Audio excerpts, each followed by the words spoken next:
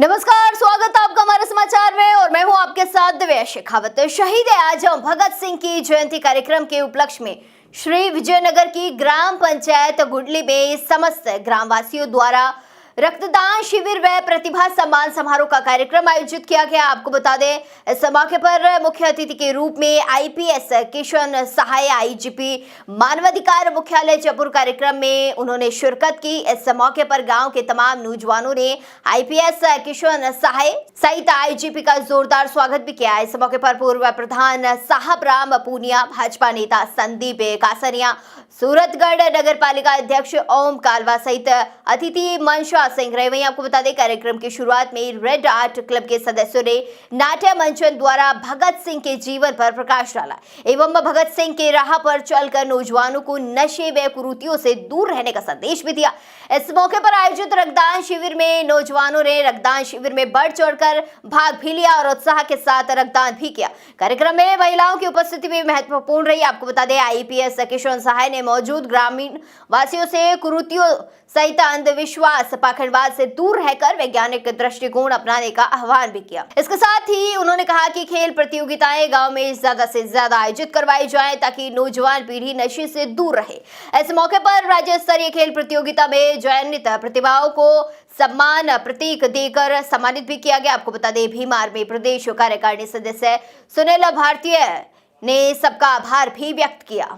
सरफरोशी की तमन्ना अब हमारे दिल में है, देखना है जोश कितना बाजुए कातिल में है। शहीद आजम भगत सिंह के 117वीं जयंती के उपलक्ष्य पर आज ग्राम पंचायत गुडली में रक्तदान शिविर का आयोजन किया गया व इसके साथ ही प्रतिभा सम्मान समारोह का भी आयोजन किया गया। इस सम्मान समारोह कार्यक्रम में जयपुर से आए आईपीएस किशन सहाय जी, आईजीपी मानवाधिकार जयपुर मुख्यालय से यहाँ पर आज पहुँचे हैं। इनसे हम बात करेंगे और तमाम नौजवानों को व ग्रामीणों ने इनका स्वागत किया है। इसके साथ इन्होंने नशे से दूर रहने के साथ साथ इलाके में किस प्रकार से खेलों को बढ़ावा दे तमाम चीज़ों को जो है वो इन्होंने महत्व इनका बताया है। तो किशन सहाय जी, सबसे पहले तो आपका गाँव गुडली में आपका स्वागत है। आप सभी को भी धन्यवाद। मैं तो गुडली को भी अपना गाँव ही मानता हूँ, क्योंकि अपन जो विचारधारा मिशन चला रहे हैं मानवतावादी विश्व समाज, जिसमें सभी तहसील जिले और राज्य अपने ही हैं। तो यहाँ पर ये सम्मान समारोह किया गया और इसके साथ साथ रक्तदान शिविर किया गया, बहुत अच्छी बात है। और इस अवसर पर ये सोचने की ज़रूरत भी पड़ती है कि भाई ये देश नहीं तो गुलामी झेली क्यों है। और जो गुलामी झेली तो कोई बात नहीं, लेकिन क्या अभी भी वही परिस्थिति है? क्या मेन चीज़ तो एक भाई, अगर वही परिस्थिति अब चल रही है तो फिर अपने सबक क्या लिया? अपन देखते हैं, इतिहास में पढ़ते हैं भाई 1905 में आंदोलन चला था, स्वदेशी अपनाओ और विदेशी वस्तुओं को बहिष्कार करो। फिर 2020 में वही आंदोलन चला रहे, स्वदेशी अपनाओ विदेशी वस्तुओं को बहिष्कार करो। तो फिर अपन ने सीखा क्या है? तो इसलिए अपने देश को सही दिशा देने के लिए भाई सही समाज के निर्माण करने की ज़रूरत है। उसमें अंधविश्वास मुक्त, वैज्ञानिक दृष्टिकोण युक्त, परंपरागत धर्म विहीन, जाति विहीन, नस्लभेद मुक्त, साहसी, शिक्षित, स्वस्थ और उच्च नैतिक मूल्य वाले मानवतावादी समाज का निर्माण करना अपना प्रमुख लक्ष्य है। जब समाज सुधरेगा तो उसका सब जगह असर आएगा। ये बात सही है कि नशे की प्रवृत्ति इस ज़िले में पहले से ज़्यादा है, लेकिन ये और जगह बढ़ रही है। लेकिन इसमें जो चीज़ जो महत्वपूर्ण है वो क्या है? इसमें पुलिस और समाज को तो एक साथ रहना चाहिए और जो तस्कर है वो उनके खिलाफ होना चाहिए। अगर तस्करों की सूचना पुलिस को नहीं मिलेगी तो पुलिस अकेली सफल नहीं होगी। तो इसलिए अगर इसको सफल बनाना है इस मिशन को, तो जहाँ भी कहीं आपको सूचना मिले थोड़ा साहस अपना करके उसकी सूचना दो, डरने की ज़रूरत नहीं है। अगर कोई मान लो छोटे मोटे नुकसान झेलना पड़े तब भी झेलो, लेकिन सूचना दो, थाने में सूचना दो, डिप्टी एसपी को दो, एडिशनल एसपी को दो, एसपी को दो, आईजी को दो, डीजी को दो, एडिशनल डीजी क्राइम को दो। कहीं ना कहीं तो आपकी सुनवाई होगी। और आजकल तो अगर कोई सोशल मीडिया पर भी लिख सकता है, तो यही एक तरीका है कि पुलिस और समाज, एक आम जनता एक साथ हो और बदमाशों के, तस्करों के खिलाफ हो। सर, आज़ादी दिलाने के लिए 23 साल की उम्र में एक नौजवान भगत सिंह ने अपनी जान की बाजी लगा दी और इस देश को आज़ादी दिलाने के लिए शहीद हो गया। आज उसी नौजवान शहीद आजम भगत सिंह की जो जयंती है वो इस ग्राम पंचायत में मनाई जा रही है और हज़ारों की संख्या में नौजवान भी यहाँ पर मतलब आज इकट्ठे हुए। आपको आपके विचारों को सुना। सर, आज देख रहे हैं कि नशे की इस बढ़ती हुई प्रवृत्ति को लेकर 23 साल 22 साल 20 साल के नौजवान जो है वो इस नशे की चपेट में आ रहे हैं और घर उजड़ रहे हैं। सर, इनको लेकर उन तमाम नौजवान पीढ़ी को आप क्या संदेश देना चाहेंगे? वह नौजवान पीढ़ी को बचाने में सर सबसे बड़ा योगदान होता है उनके माँ बाप का, माताओं का। सर, उनको क्या कुछ आज एक मूल मंत्र देना चाहेंगे आप? भाई यही है कि जब बच्चा थोड़ा सा बड़ा एडोलेसेंस किशोर अवस्था में आता है तो बहुत सारी चीज़ों को ट्राई करता है, मतलब वो सीखने का मतलब हर चीज़ को परखता है। अब ये जो NDPS की जो लत है ये एक ऐसी है, इसको 2-4 बार अगर किसी ने नशा कर लिया तो ये फिर इसको छूटती नहीं है। तो इस नशे से पहली बार में दूर रहेगा तो वो तो ठीक है, अगर इसने 2-4 बार शौक से कर लिया फिर ये छूटेगी नहीं। चलिए कोई और तो चल जाएगा, लेकिन इसको तो शौक के रूप में भी नहीं करना है। और इसका देखो अपन बड़ों को ही समाधान करना है। बच्चे तो छोटा मोटा जब जिज्ञासु होंगे तो चीज़ों को परखेंगे भी, तो अगर उनको उपलब्धि नहीं होगी NDPS। अब यहाँ एक चीज़ और आ रही है कि भाई अपने पाकिस्तान से जो ड्रोन वगैरह से भी डाली जा रही है, वहाँ अपने देश में मतलब भी ड्रोन टेक्नोलॉजी में थोड़ा पिछड़े हुए हैं, तो अपन उसमें कम्पीट नहीं कर पा रहे। तो तुर्की के ड्रोन मतलब पाकिस्तान वाले ख़रीद लाए। तो मैं यही जोर देता हूँ जब ये देश विज्ञानवाद में आगे बढ़ेगा तब बहुत सारी चीज़ों को और समाधान होंगे। वो जो स्वदेशी वाला भी समाधान तभी होगा जब विज्ञान तकनीक में आगे बढ़ेंगे। ये ड्रोन को भी अपन जब ही नहीं आने देंगे जब वो अपन विज्ञान तकनीकी में आगे होंगे। तो इसलिए मेरा यही है कि युवाओं को तो दूर रहना ही चाहिए आप। और भले खेल कूद का हमको एक चीज़ और है, खेल कूद को बढ़ावा देने की जरूरत है। जितना खेल कूद में बच्चे होंगे उतने भी ज़्यादा कम नशे में होंगे, जितने ज़्यादा खेल के मैदान में होंगे उतने कम नशे पते में जाएंगे। तो ये हमारे बड़ों की जिम्मेदारी है, जो उम्र में बड़े हैं, पद में बड़े हैं, वो खेल कूदों के ज़्यादा से ज़्यादा आयोजन करवाएं हर गांव में। कभी कबड्डी का, कुश्ती का, लॉन्ग जंप, हाई जंप और भी जो खेल कूद है हर गांव में करवाएं। कभी तहसील स्तर का करा दो, कभी जिला स्तर का करा दो, और इनका एक सिलसिला अपन को जारी करने की जरूरत है। सर, एक पुलिस की कार्यशैली पे भी कई बार हम देखते हैं कि जब हम समाज में जाते हैं, फील्ड में जाते हैं, तो कई सवालिया निशान पुलिस की शैली पे भी उठते हैं कि छोटे मोटे जो ये कारोबारी हो तो पकड़ में आ जाते हैं, लेकिन जो बड़े मगरमच्छ है वो कहीं ना कहीं पकड़ से दूर हो जाते हैं और पुलिस के मिली भगत के भी आरोप लगते हैं। सर, आखिर ये बड़े मगरमच्छ क्यों मतलब पीछे रह जाते हैं, या सर इसको लेकर क्या कुछ कहना चाहेंगे? भाई देखो, पुलिस भी क्या समाज का हिस्सा है। अगर जैसा समाज होगा वैसी तो पुलिस होगी, पुलिस अलग से कहाँ से आएगी?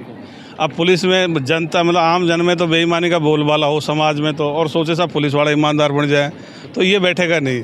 इसलिए अपन ने भाई समाज में नैतिकता का, जैसे कहे भाई नैतिकता का समाज में स्तर सुधरेगा तो पुलिस वाले भी ईमानदारी बढ़ा लेंगे।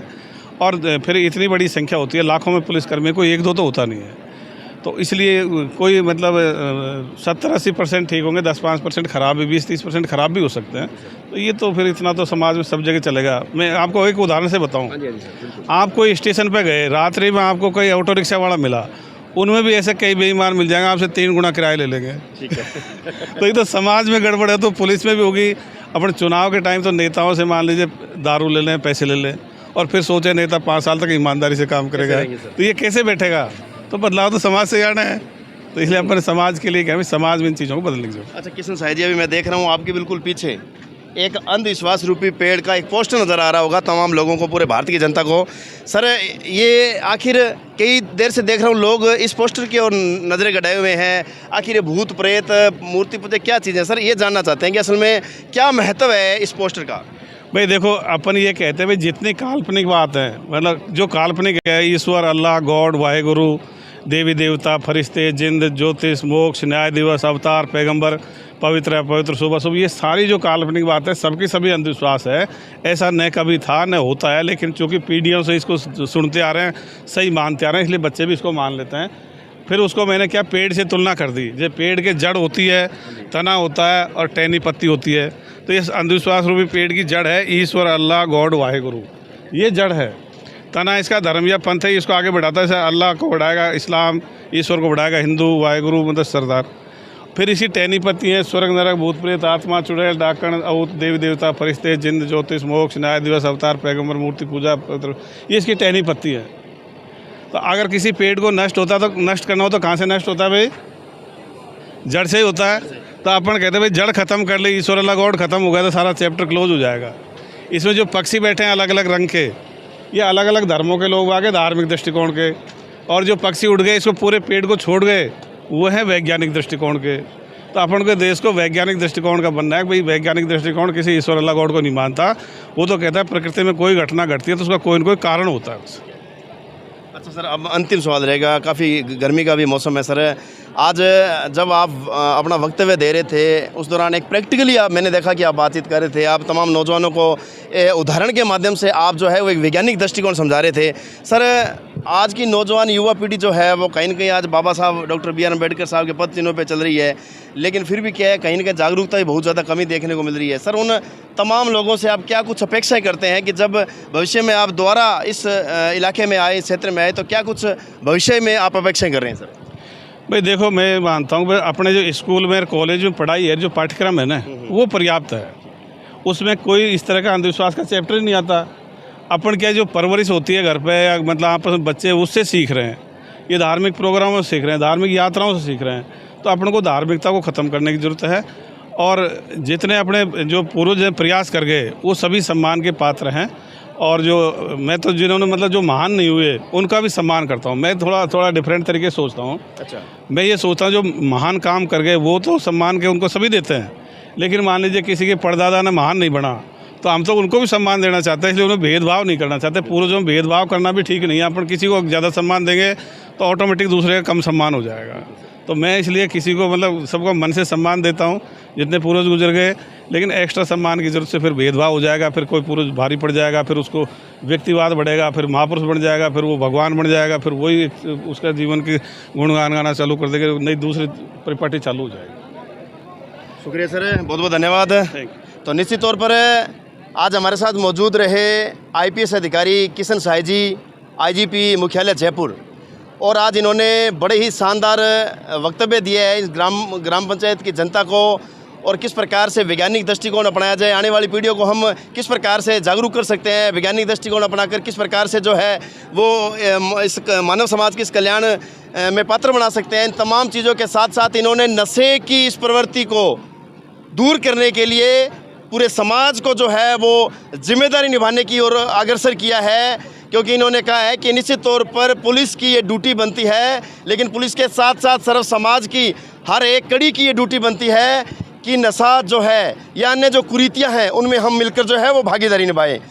तो IPS अधिकारी किशन साय जी की तमाम बातों पर आप गौर करें, और निश्चित तौर पर आज का ये इंटरव्यू जो है वो कार्य सिद्ध करेगा। तो इसी को लेकर जुड़े रहिए और वीडियो को ज़्यादा से ज़्यादा शेयर करें। मेरे सहयोगी साथी संजीव सत्राना के साथ रमेश मेघवाल, गंगानगर।